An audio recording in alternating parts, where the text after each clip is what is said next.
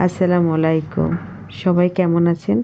আশা রাখি আল্লাহর রহমতে যে যেখান থেকে আমার ব্লগটি দেখা শুরু করেছেন সবাই ভালো আছেন।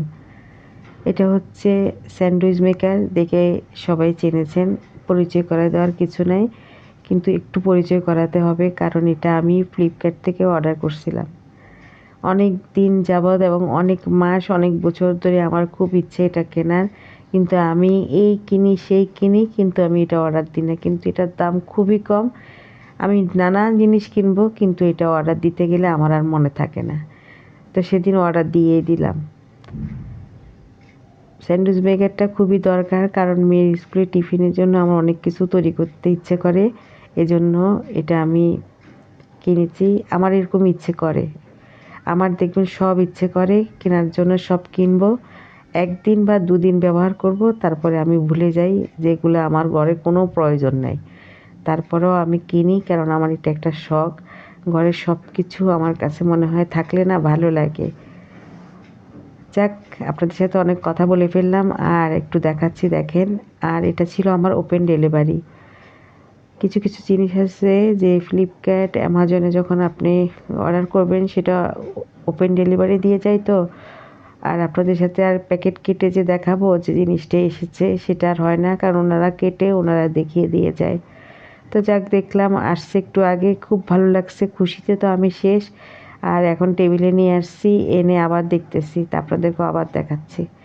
তো টেবিলে এনে রাখলাম, কারণ এটাতে তো কিছু তৈরি করতে হবে, তো ব্রেড কিনে আনতে হবে। আর চিন্তা করতেছি ব্রেড বানাই, নিজেই বানানো শুরু করব। আর ইদানিং তো আমি খুব ব্রেড বানাচ্ছি। আর নিউ মার্কেট গিয়েছিলাম, কি কি জিনিস কিনে এনেছি আপনাদের সাথে দেখাই নেই। কেকের এই ছোট ছোট যে মাফিন কেকগুলো বানায়, ওগুলার ছোট ছোট এগুলাকে কি বলে মনেও আসছে না, কাগজের, এগুলো নিয়ে আসলাম। আর এই শোপিসটা, এটা আমার ভীষণ পছন্দ হয়েছে, কিন্তু আমাদের বাসায় কেউ সিগারেট খায় না, কেউ বলতে তো কেউ নেই। আমার হাজবেন্ড ও খায় না, তারপরে এটা সিগারেটের স্ট্রে আমি নিলাম, আমার ভাল লাগলো, আমি শোপিস হিসাবে ব্যবহার করব। আর অনেকটা বড় কিন্তু। আর এনেছি এই তো কেকের এই ডাইসটা, আর এগুলা সব কেকের জন্য সব কিছু। এগুলো কিন্তু ফ্লিপকার্টে মানে ফ্লিপকার্ট থেকে অর্ডার করা দিয়ে গেছে একটু আগে। ওই যে স্যান্ডউইচ মেকারটা যখন দিয়ে গেলো তখনই দিয়ে গেছে। আর এটা আমার অনেক আগেরই, এটা ওই বের করছিলাম। তো এখন রাখছি, আবার ঢোকায় রাখবো। বাংলাদেশে তো প্রচুর ননস্টিকের গুলা পাওয়া যায়, আমি আর কিনতে পারিনি। ছোট রাইস কুকার বলে যেটা, এই ম্যাগি কুকার, তা আমি কিনেছি এখানে স্টিল। তো এই তো, এগুলা সব কেকের সব বের করছি, ইদানিং খুব কেক বানাচ্ছিলাম। তারপরে যাক, আপনাদের সাথে কি কিনছি না কিনছি সেগুলো দেখিয়ে টেকিয়ে চলে আসলাম রান্নাঘরে। এই ফলটা কালকে হাঁটতে গেছি আর আনছি। এটার নামটা মনে নেই, মানে কি জানি নাম বললো, কিন্তু কখনো খাইনি। তারপরে নিয়ে আসছি একটা, এই এক পিসের দামে ইন্ডিয়ান রুপি 80 টাকা। পরে আনছি, আর এখন কেটে দেখি, আমার খুব খাওয়ার ইচ্ছা। ঢাকাতে গেলে দেখি, কিন্তু মানে কিনবো না কিনবো, যদি না খেতে পারি এত টাকা দিয়ে কিনবো। এখানে তো 80 রুপি নিল, তাহলে বাংলাদেশে কত দাম। আর বাংলাদেশে তো এক পিস বিক্রি করতে চায় না। তারপরে জানি না আমি কখন আসলে চাই উনি কিনতে এক পিস, চাইলে হয়তো বিক্রি করতো, চাইবে না কেন, এক পিস হয়তো করতো, আমার অবশ্য জানা নেই। তারপরে এই তো কাটলাম, কেটে তারপরে রাখতেছি। আর সুন্দর করে কাটলাম, আর দেখি যে খুব সুন্দর করে কাটা যাচ্ছে। তো পুরাটা আমি আর পিস করব না, কারণ যদি না খাওয়া যায়, রেখে রেখে আস্তে আস্তে খেতে হবে। আর পেঁপে আনছিলাম রাত্রেবেলা, এখন পেঁপেটা কেটে নিব। আর ওই ফলটা এক পিস মুখে দিয়েছি, এত মিষ্টি, কি বলবো, অনেকটা মিষ্টি। তারপরে এই তো পেঁপেটা অনেক বড়, ধরতে পারতেছি না। এখন পেঁপেটা কাটবো, তারপরে প্রথমে একটু ধুয়ে নিই, ধুয়ে তারপরে কেটে নিব, আবার কাটার পরেও ধুবো। তো পেঁপেটা কেটে নিয়ে আমরা একটু 11টা, সাড়ে 11টা, 12টা বাজলে একটু ফল টল খাই। এর আগে চা খাওয়া হয়, আবার সকালে নাস্তা খাওয়া হয়। মানে দিনের ভিতরে কতবার যে নাস্তা পানি খাই। ওই ভাতের প্রতি একটু আসক্ত কম, কিন্তু নাস্তা টাস্তা ফল এগুলো খেতে ভালো লাগে। তো পেঁপেটা কিন্তু পচা না, এখান দিয়ে একটু হয়ে গেছে। আর একদম গাছ পাকা পেঁপে তো। বিকেলে হাঁটতে গেলে, বললাম না এখন আপনাদেরকে বলি মাঝে মাঝে হাঁটতে যাই, আর মাঝে মাঝে বলতে এখন প্রতিদিনই যাই। তো প্রতিদিন হাঁটতে গেলে কিছু না কিছু সবজি টাটকা জিনিস নিয়ে আসি।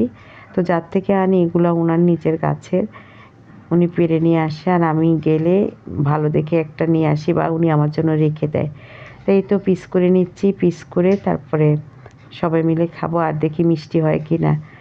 বললো যে হবে মিষ্টি। আর কারো জিনিস যদি মানে আনি গাছ থেকে, তো উনি তো খেয়ে জানে ওনার গাছের জিনিস কেমন হবে, তাই জন্য উনি বলে যে মিষ্টি। তারপরে এই তো একটু মুখে দিলাম, না দারুণ ছিল পেঁপেটা। মুখে দিয়েছি সেটা আর আপনাদের সাথে দেখাইনি। তো এখন পিস করে নিলাম, আর অর্ধেক কেটেছি, দেখেন কতগুলা হয়েছে।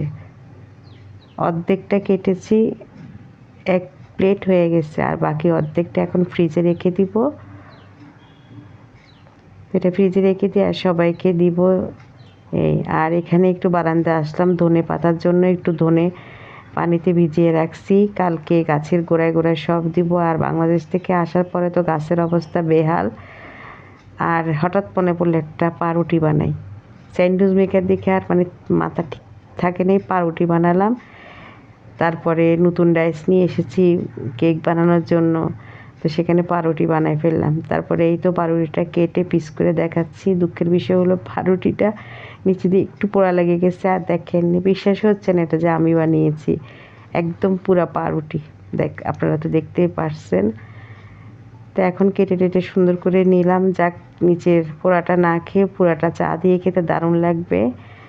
তো কি আর আপনাদের সাথে রান্নাবান্না না শেয়ার করে এগুলোই শেয়ার করতেছি, কারণ রান্নাবান্না তো বেশিরভাগই সময় দেখায় আপনাদেরকে। তারপরেই তো এটা হচ্ছে বিকেলবেলা বাসা থেকে বের হলাম, বের হয়ে তারপরে হাঁটতে হাঁটতে এখানে চা খাচ্ছিলাম। তো একটা ঘোড়া পরে আপনাদেরকে একটু দেখালাম।